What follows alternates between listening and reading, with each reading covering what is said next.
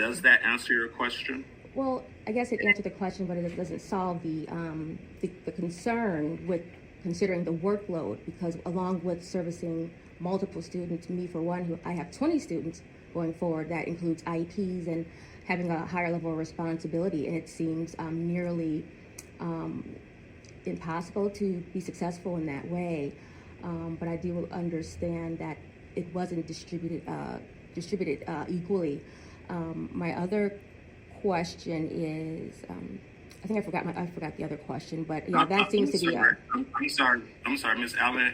Say that again. It was not. It didn't seem like the workload has been distributed in a way that would be conducive to ensuring that the minutes are provided to students. Because it's I know that some teachers may have received fewer students, where I know that I have I've acquired 20 and 2 additional grade levels. So it just seems like I would need the support in preparing lessons. And we could talk about that later, but I just wanted to understand how that came to be.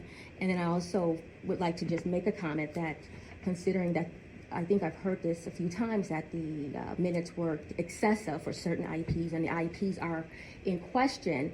But I really wish that teachers were a part of the conversation, so that there could be a thorough understanding as to what happened and what we have encountered, or what our expectations were over the last, I say, 5 years or even 3 years with the 5 different principals.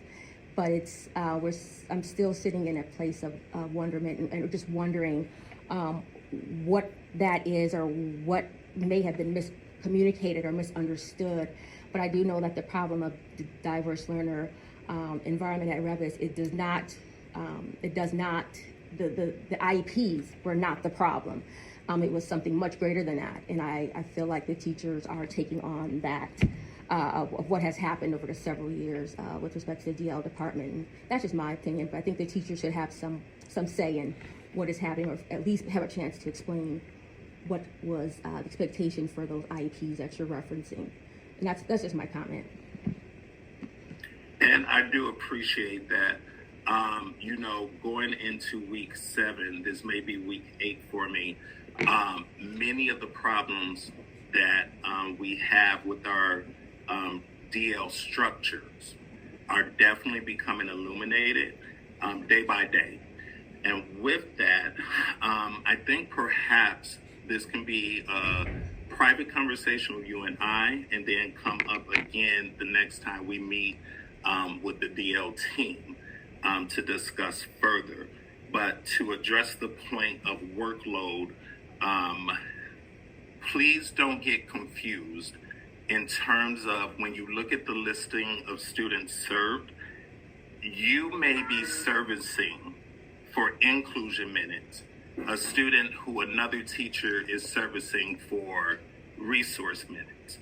And with that, we do have to have a discussion on who will be responsible for writing the IEP, for revising the IEPs. However, that would be a team effort. It'd be collaboration with that. And we will ensure that in terms of IEP development, that workload is even.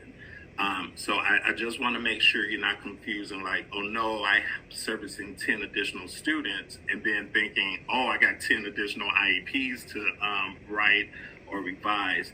That's not the case. Some students are split between teachers. So I hope that kind of alleviates some of your concern. And in terms of the minutes and, problems facing the DL population and so on over the years here, we can definitely talk about that in a private conversation and at our next DL team meeting. Okay, thank you.